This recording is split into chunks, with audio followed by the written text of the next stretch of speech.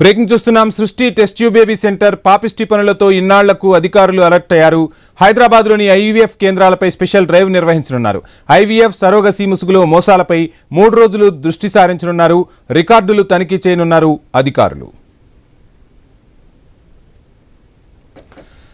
రైట్గా మొత్తంగా IVF కేంద్రాలపై special drive కు సంబంధించి ఫుల్ డీటెయిల్స్ మా ప్రతినిధి ప్రవీణ్ అందిస్తారు. ప్రవీణ్. అయితే మొత్తం టోటల్గా చూసుకుంటే ఏదైతే సికింద్రాబాద్లో ఉన్నటువంటి సృష్టి సెంటర్ భాగవతం వెలుగులోకి వచ్చిన తర్వాత ప్రధాన నిందితురాలైనటువంటి డాక్టర్ నమ్రతను పోలీసులు కస్టడీ విచారణకు తీసుకున్నారు. ఈరోజు 2వ రోజు విచారించబోతున్నారు. గోపాలపురం పోలీస్ స్టేషన్లో కాసేపటి క్రితమే ఆమె 2వ రోజు విచారణ కూడా ప్రారంభమైంది. ఈ నేపథ్యంలో ఈ దాన్ని మొత్తం టోటల్గా ప్రభుత్వం కూడా ఇటు సీరియస్ అయిందనే చెప్పాలి. అయితే వైద్యాధి శాఖ అధికారులతో పాటు మొత్తం టోటల్గా హైదరాబాద్ జిహెచ్ఎంసీ ప్రాంతంలో ఉన్నటువంటి 157 ఐవీఎఫ్ సెంటర్ల పైన 3 రోజుల పాటు స్పెషల్ డ్రైవ్ నిర్వహించాలి అంటూ కూడా 36 బృందాలు ఏర్పాటు చేశారు. 36 బృందాలు మొత్తం టోల్గా ఈ రోజు నుండి మూడు రోజుల పాటు ప్రతి ఐవీఎఫ్ సెంటర్ను మొత్తం టోల్గా కూడా తనిఖీలు చేస్తారు. అదేవిధంగా ఉన్నటువంటి ఈ దాంట్లో ఉన్నటువంటి 36 బృందాలు మొత్తం పాల్గొంటున్నాయి.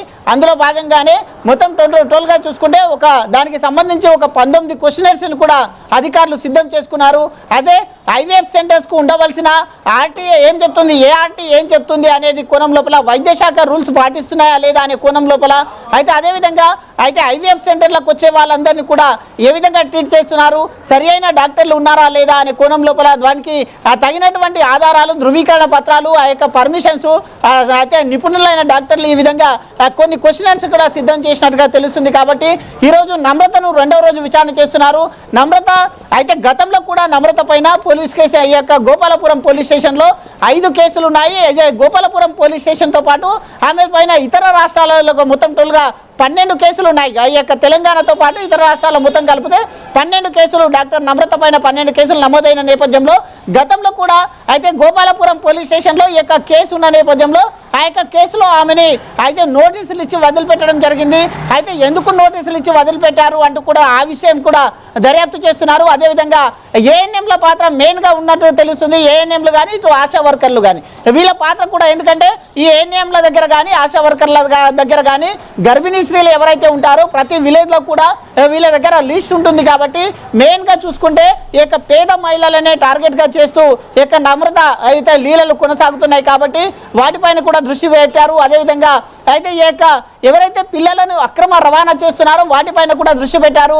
ఈ యొక్క క్వశ్చన్కి మొత్తం నమ్రత కూడా నేను ఎవరిని కూడా పిల్లల్ని అయితే రవాణా చేయలేదు, ఓన్లీ దత్తకి ఇచ్చాను అంటూ కూడా చెప్తుంది. అయితే ఒకవేళ దత్తకి ఇస్తే కూడా కొన్ని టర్మ్స్ అండ్ కండిషన్స్ ఉంటాయి, రూల్స్ అండ్ రెగ్యులేషన్స్ ఉంటాయి. వాటిని ఎంతవరకు పాటించారు అనే కోణంలో కూడా పోలీసులు విచారణ చేస్తున్నారు.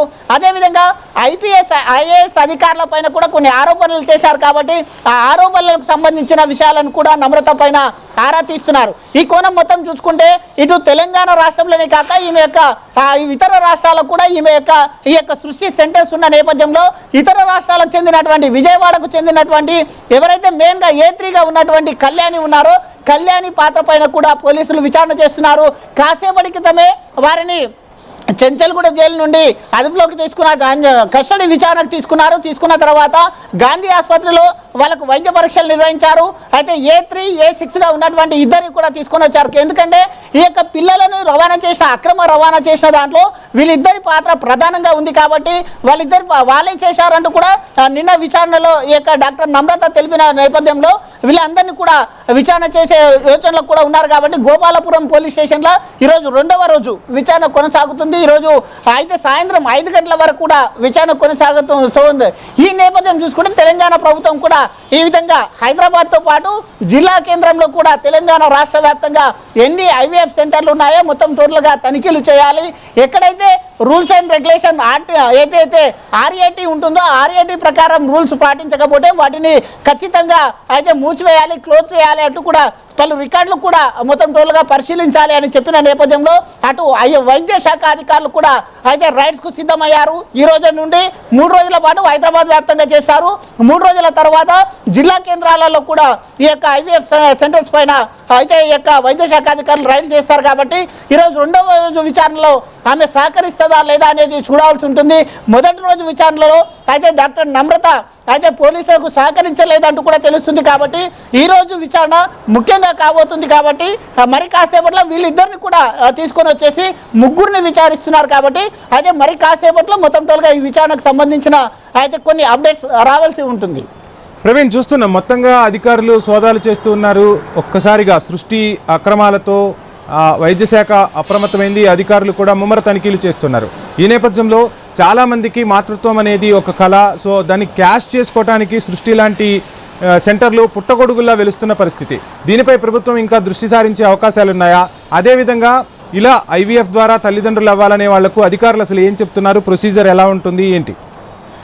ఖచ్చితంగా ఈ యొక్క ఎవరైతే అమ్మ కావాలని కోరిక ఉండడం సహజమే. కానీ అయితే ఈ విధంగా ఉన్నటువంటి కొన్ని ఏవైతే బోగస్ కేంద్రాలు ఉన్నాయో ఈ విధంగా వాళ్ళ ఆసరాన్ని ఎవరైతే అమ్మ కావాలని కేంద్రాలకు వస్తున్నారో వాళ్ళ యొక్క వీక్నెస్ పాయింట్ని ఆసరగా చేసుకొని డబ్బులు గుంజుతున్న వైనం మనం చూస్తూ ఉన్నాం. ఒక్కొక్కరి దగ్గర 30 లక్షల నుండి 50 లక్షల వరకు వసూలు చేశారు. ఒక సృష్టి కేంద్రం సికింద్రాబాద్ సృష్టి కేంద్రంలోనే 30 సరోగసులు చేశారంటూ కూడా ఆరోపణలు వస్తున్న నేపథ్యంలో వాటిపైన పోలీస్ శాఖ దృష్టి పెట్టింది. కాబట్టి ఐవీఎఫ్ సెంటర్ల పైన ఈ రోజు అయితే వైద్య శాఖ అధికారులు ఈ రోజు నుంచి 3 రోజుల పాటు తనిఖీలు చేయనున్న నేపథ్యంలో కొన్ని నిబంధనలు కూడా పాటించాలంటూ చెప్తున్నారు. ఎవరైతే డాక్టర్స్ ఉంటారో వాళ్ళు ఖచ్చితంగా సర్టిఫైడ్ గైనకాలజిస్ట్ ఉండాలి. అదేవిధంగా RAT రూల్స్ పాటించాలి. వైద్య ఆరోగ్య శాఖ రూల్స్ పాటించాలి. ఎవరైతే ఐవీఎఫ్ కానీ సరోగసికి కానీ వస్తారో వాళ్ళ యొక్క పేర్లను కూడా అయితే రిజిస్టర్లో నమోదు చేయాలి. ఇవన్నీ మొత్తం టోల్గా ఉన్నాయి. కాబట్టి అక్కడ ఉన్నటువంటి సిబ్బంది కూడా ఎవరైతే సిబ్బంది ఉంటారో నాణ్యతమైన సిబ్బంది ఉండాలి. అయితే నిపుణులైన సిబ్బంది ఉండాలి. ఆ యొక్క డాక్టర్స్ ఎవరైతే ఉంటారో పర్టికులర్గా వాళ్ళకు డాక్టర్ సర్టిఫికేట్ కూడా ఉండాలి. కాబట్టి ఈ కోణంలో మొత్తం టోల్గా కూడా వైద్య అధికార శాఖ అయితే చెప్తున్నారు. ప్రజలను కూడా ఇటు అయితే మొత్తం టోల్గా అప్రమత్తం చేస్తున్నారు. ఎలాంటి బోకస్ సెంటర్లు ఉంటాయో వాటిపైన మీరు వెళ్ళే ఆసుపత్రి ఏదైతే ఉంటుందో ఆ ఆసుపత్రికి సంబంధించిన డీటెయిల్స్ మొత్తం టోల్గా ఫస్ట్ అయితే కనుక్కున్న తర్వాతనే వెళ్ళాలంటూ కూడా అధికారులు అప్రమత్తం చేస్తున్నారు. కాబట్టి ఈ రోజు నుంచి రైట్స్లో ఇంకా కొన్ని ఏవైతే సెంటర్స్ ఉన్నాయో ఈ సెంటర్స్ కూడా అధికారులు తనిఖీ చేసే నేపథ్యంలో ఇప్పటికే కొన్ని సెంటర్స్ మూసివేసుకున్నట్టుగా తెలుస్తుంది. కాబట్టి ఈ యొక్క 157 సెంటర్ల పైన అయితే వైద్య అధికారులు ఫోకస్ పెట్టారని తెలుస్తుంది. Right, thank you Praveen.